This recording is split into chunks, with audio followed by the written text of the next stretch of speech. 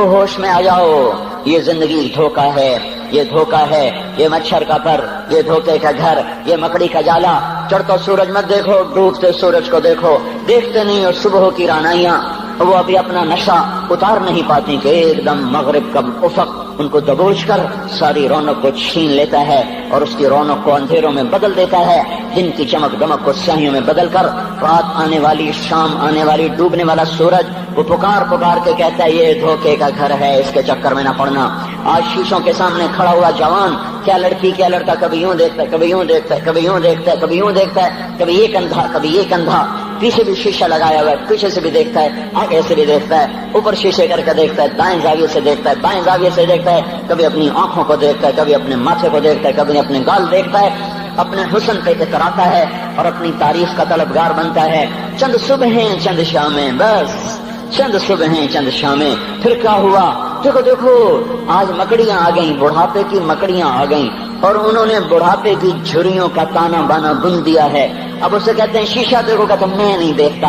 آج وہ شیشہ دیکھنے کی سکت نہیں مجھے شیشہ نہ دکھاؤ، یہ میں نہیں ہوں، یہ میں نہیں، یہ تو ہی ہے۔ نہیں میری تو بڑی جوانی تھی، بڑا حسن تھا، میں تو وقت کی زلیخا تھی، میں تو وقت کا یوسف تھا، تو آج دیکھ تو صحیح تیرا ہی چہرہ ہے، یہ جھریاں کہاں سے آئیں؟ یہ بڑھاپے کی مکڑیوں نے کس وقت حملہ کیا؟ تو نے تو بڑے زور لگائے تھے کہ بڑھاپا نہ آنے پائے، چہرے کی رونق نہ جانے پائے، لاکھوں قسم کے تم نے میک اپ کے سامان خریدے اور کن کن مشقتوں سے تو نے اپنے جسم کو سنوارا بنایا، پر تو آج اپنا چہرہ کیوں نہیں دیکھتا؟ آج نظریں وہ نظریں، ہرنی جیسی آنکھ، اس کی تو ہرنی جیسی آنکھ، آج وہ آنکھ کا پپوٹا ہی نہیں اٹھ رہا، آنکھ اٹھنے سے انکار کر رہی ہے، آنکھ اٹھنے سے انکار کر رہی ہے، اور اس کی تو بڑی ناز و انداز والی چال ہے، اور آج اس سے قدم نہیں اٹھائے جا رہے، آج اس کو ویل چیئر پہ بٹھایا جا رہا ہے۔ وہ مجھے نصر اللہ بٹ ملا، پہلے فلموں میں کام کرتا تھا، اب تو ماشاءاللہ 3 چلے لگے، بڑی داڑھی، تو یہ اس زمانے میں، ہمارے زمانے میں فلموں میں کام کرتا تھا، تو کہنے کہ میں 3 من کی بوری کو یوں اٹھا کے پھینک دیتا، 2 انگلیوں میں پکڑ کے یوں اٹھا کے پھینک دیتا تھا، آج مجھ سے خود زمین سے اوپر اٹھا نہیں جا رہا ہے۔ ہاں یہ میرے بھائیو، آنے والی صبح اور شامیں وہ اپنے چہرے ہمیں اوپرے نظر آتے، نہیں میں نہیں، تو ہی ہے۔ میری جوانی کہاں گئی؟ اسے دنیا کھا گئی۔ میری رونقیں کہاں گئی؟ اسے دنیا لے گئی۔ میرا حسن کہاں چلا گیا؟ وہ شام کے ساتھ ڈھل گیا۔ میری جوانی کہاں چلی گئی؟ وہ ڈھل گئی رات کے ساتھ، شام کے ساتھ۔ یہاں کا ہر پھول کھلنے نہیں پاتا کہ وہ مرجھا جاتا ہے، بہار آنے نہیں پاتی کہ خزاں کے تھپیڑے سے دھکا دے کر درختوں کو ننگا کر دیتے ہیں، مسکراہٹیں آ نہیں پاتی کہ آنسوؤں کی رمجم برسات شروع ہو جاتی ہے، خوشیاں آنگن میں قدم پہلے رکھتی ہیں اور غم آ کر اس کو دھکا دے کے وہ جا کے پھینکتے ہیں۔ ان کا آنا بعد میں ہوتا ہے، غم پہلے سے آ کر ایک مار کے اٹھا کے وہ پھینکتا ہے۔ کہیں شادیوں کے نغمے نہ سنا کرو، جاؤ رونے والیوں کے نوحے سنو، ناچنے والیوں کے گانے نہ سنو، بین کرنے والیاں ان ماؤں کے بین سنو جن کے جوان لال ان کی آنکھوں کے سامنے میت بن کے پڑے ہوتے ہیں، ان عورتوں کے نوحے سنو جن کے جوان خامن ان کے سامنے چھوٹے چھوٹے بچے چھوڑ کے جا کر قبر کے کا سفر شروع کر رہے ہوتے ہیں، ان باپوں کے جا کر ان کی غم گیز داستانیں سنو میرے بھائیو، جن کے جو خود کہتے تھے یا اللہ مجھے موت دے دے، وہ بیٹھا سسک رہا ہے اور جوان بچہ کندھوں پہ اٹھا کر وہ جنازہ قبر میں لے جایا جا رہا ہے۔ یہاں کے راگ نہ سننا، دھوکہ کھا جاؤ گے۔ یہاں کے ہوٹلوں میں نہ جانا، وہ سب دھوکہ فریب ہے، مسکراہٹیں دھوکہ ہیں، اور یہاں کے ہوٹل وہ ایمان کو برباد کرنے کے اڈے ہیں، وہاں نہ جانا، وہاں ہر چیز مصنوعی ہے۔ لوٹ کے قبرستان جانا، شکستہ قبریں، ویران قبرستان، ٹوٹی ہوئی قبریں، اکھڑی ہوئی قبریں اور جھکی ہوئی قبریں، بوسیدہ قبریں، پھنسی ہوئی قبریں، ہائے ہائے، ایک قبر کہے گی میں بھی کبھی کسی کا سر پر غرور تھا۔ میں میانی شریف کے قبرستان سے گزر رہا، ایک جگہ فاتحہ پڑھنے جا رہا، میں قبرستان کے درمیان سے گزرا تاکہ قرآن پڑھتا ہوا دائیں بائیں سب کو ایصال ثواب کرتا جاؤں۔ اللہ کی قسم میں نہیں جانتا کون ہے کیا ہے، ایک قبر نے میرے پاؤں روک لیے، اس کی بے بسی نے، اس کی حسرت نے، اس کی بوسیدگی نے، اس کی اداسیوں نے، اس کے غموں نے میرے پاؤں روک لیے۔ میں تو اپنے دھیان میں جا رہا ہوں، میرا اپنا عزیز ہے، میں اس پہ فاتحہ پڑھنے جا رہا ہوں، مجھے نہیں پتا کون مرا ہوا ہے، اور اس کی قبر کی ویرانی نے، بوسیدگی نے، اوئے ہوئے ہوئے، میرے پاس الفاظ نہیں، میں کیسے وہ نقشہ بیان کروں کہ چلتے ہوئے قدم میرے رک گئے اور میں ایسے کھڑا ہو کے قبر کو دیکھنے لگا، اور میں بے ساکھ مجھے یوں لگا جیسے قبر کا ایک ذرہ کہہ رہا ہو ادھر بھی کچھ پڑھتے جاؤ، یہاں کوئی کبھی نہیں آیا۔ ماؤں کو دفن کرنے کے بعد اولادیں بھول جایا کرتی ہیں، ماؤں کی گود میں برسوں کھیلنے کے بعد پھر یاد میں نہیں رہتا کوئی ماں تھی، باپ کے کندھے پر برسوں سواری کرنے کے بعد یاد نہیں رہتا کوئی ہمارے لیے گھر بنا گیا تھا، زمین چھوڑ گیا تھا، جائیدادیں چھوڑ گیا تھا۔ وہ ایک محرم میں چلے جاتے ہیں، اگر یہ رسم نہ ہوتی تو شاید کوئی قبروں پہ بھی نہ جاتا۔ اپنی مصروفیتیں، جب آدمی خود باپ بنتا ہے باپ بھول جاتے ہیں، جب خود بچی ماں بنتی ہے مائیں بھول جاتی ہیں، جب اپنی دوستیاں بنتی ہیں بھائی بھول جاتے ہیں۔ کون مرے ہوئے کو یاد رکھتا ہے؟ یہ فنا کی جھوک ہے، مٹ جانے کا مقام ہے، کوئی کسی کو یاد نہیں کرتا۔ حضرت علی نے فرمایا تھا حضرت فاطمہ کو دفن کرنے کے بعد لكل اجتماع من خلیلین فرقۃ وكل الذی قبل الممات قلیل۔ آج فاطمہ کو دفن کرنے کے بعد مجھ پر یہ بات کھل گئی ہے، کوئی کسی کا ساتھ نہیں دے سکتا، کوئی سدا سلامت نہیں رہ سکتے۔ ایسی حسین جوڑی بھی آج بکھر گئی، ایسا حسین جوڑا کوئی دنیا میں کہاں سے لائے گا؟ ایسا جمال کوئی کہاں سے لائے گا؟ ایسی جوڑی کوئی کہاں سے لائے گا؟ علی اور فاطمہ کی جوڑی کوئی دکھائے تو صحیح، کوئی نبیوں کے بعد کوئی ایسی جوڑی بنی ہو۔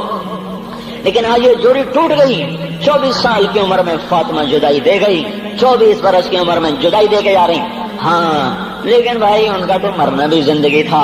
پانی کے لیے اپنی خادمہ سے فرمایا میرے غسل کا پانی رکھو، خادمہ نے پانی رکھا، خود غسل فرمایا، پھر اس کے بعد چارپائی کو درمیان میں رکھوایا اور کپڑے پہنے اور فرمایا علی اس وقت کہیں باہر نکلے تھے، فرمایا اب میں مر رہی ہوں، میرا غسل ہو چکا ہے، مجھے دوبارہ غسل نہ دینا، یہی میرا غسل ہے اور علی کو بتا دینا۔ اور وہ گئی۔ ہاں آپ نے کہا تھا حضرت فاطمہ سے میں جا رہا ہوں، وہ رونے لگی۔ پھر آپ نے پھر کان میں کہا نہیں تو غم نہ کر، سب سے پہلے تو ہی مجھ سے آ کے ملے گی۔ پھر وہ ہنسنے لگی۔ حضرت عائشہ رضی اللہ عنہا دیکھ رہی تھی، پہلے روئی پھر ہنسی۔ تو کہا یہ کیا بات ہوئی؟ کہا مجھے میرے باپ نے کہا میں جا رہا ہوں تو مجھے رونا آیا، تو پھر انہوں نے فرمایا تو غم نہ کر، سب سے پہلے تو ہی مجھ سے آ کے ملے گی۔ تو پھر میں خوش ہو گئی۔ باپ کے جانے کے صرف 6 مہینے کے بعد ابا سے ملاقات ہو گئی۔ تو حضرت علی فرما رہے ہیں آج دیکھو ان افتقادی فاطمہ بعد احمد دلیل علی اللہ یدوم خلیل۔ آؤ دیکھو میں نے انہی ہاتھوں سے محمد مصطفیٰ کو قبر میں اتارا تھا، آج انہی ہاتھوں سے میں نے فاطمہ کو اتار دیا۔ آج مجھ سے دنیا کا دھوکہ کھل گیا ہے، مجھے پتہ چل گیا ہے کہ یہاں کوئی دوستی سلامت نہیں رہ سکتی، کوئی گھر آباد نہیں رہ سکتا۔ کل بیت وإن طالت سلامتها یوم ستدركه النكباء والحباب۔ او میرے بھائیو، کوئی گھر کتنا آباد رہے، سلامت رہے، ایک دن آتا ہے کہ مکڑی کے جالوں کے سوا وہاں کچھ نہیں ہوتا، ہواؤں کی سنسناہٹ کے سوا وہاں کچھ نہیں ہوتا۔ اللہ کا واسطہ دیتا ہوں فیصلہ آباد سے دھوکہ نہ کھاؤ، اس کے بازاروں سے دھوکہ نہ کھاؤ، ہوش میں آؤ، ہم غلط جا رہے ہیں۔ اور میرے بھائیو، اگر مر کے اللہ کے پاس جانا ہے تو اس زندگی سے واپس آؤ، میں اللہ کا اس کے رسول کا واسطہ دیتا ہوں۔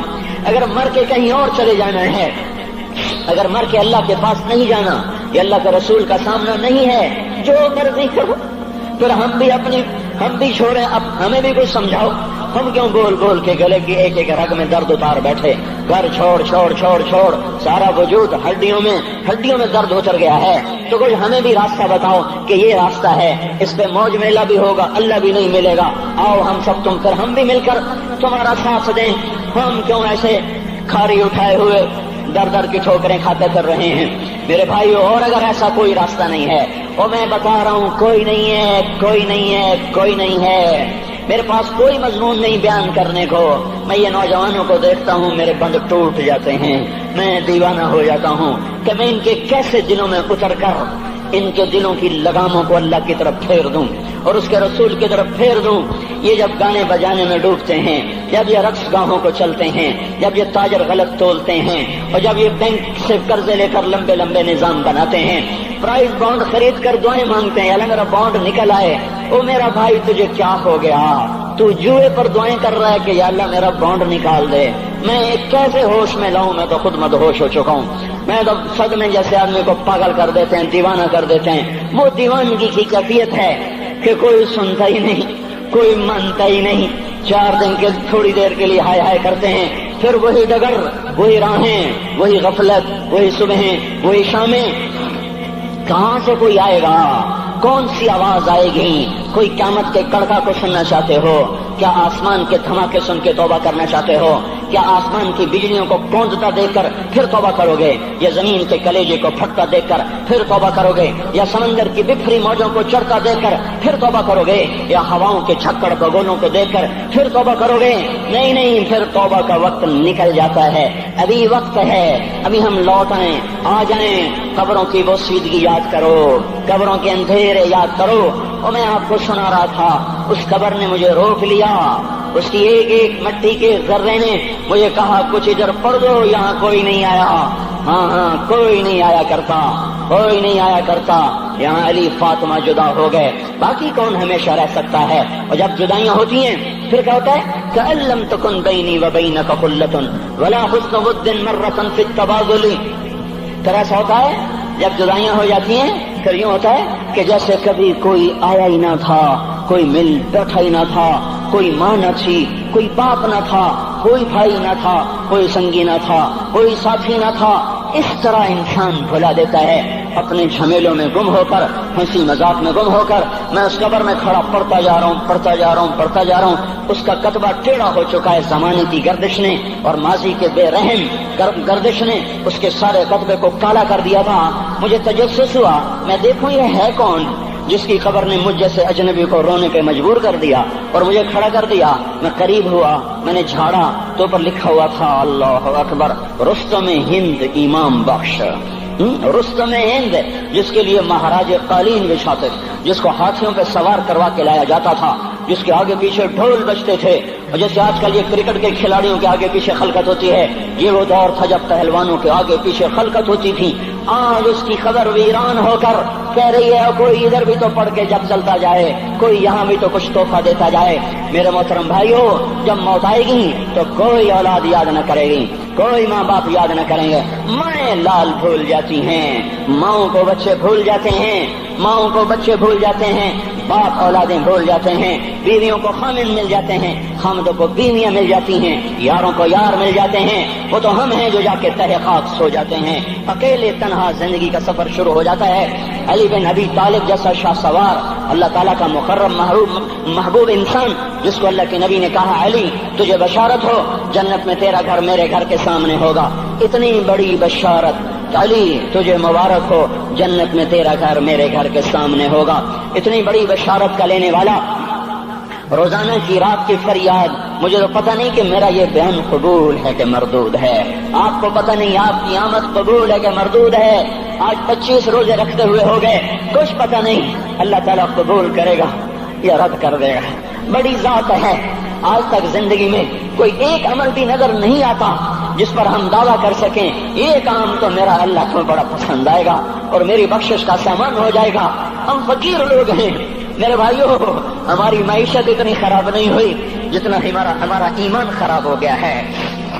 ہمارا فقیر، اس کا چولہا ٹھنڈا ہوا ہے، ہمیں اس کا درد ہے، لیکن اس کے چولہے ٹھنڈے ہونے کا اتنا درد نہیں ہے جتنا اس کے ایمان کی انگیٹھیاں سرد ہو چکی ہیں، جتنا یہ درد ہے، کیونکہ یہ فقر مالداروں کو بھی حاصل ہے۔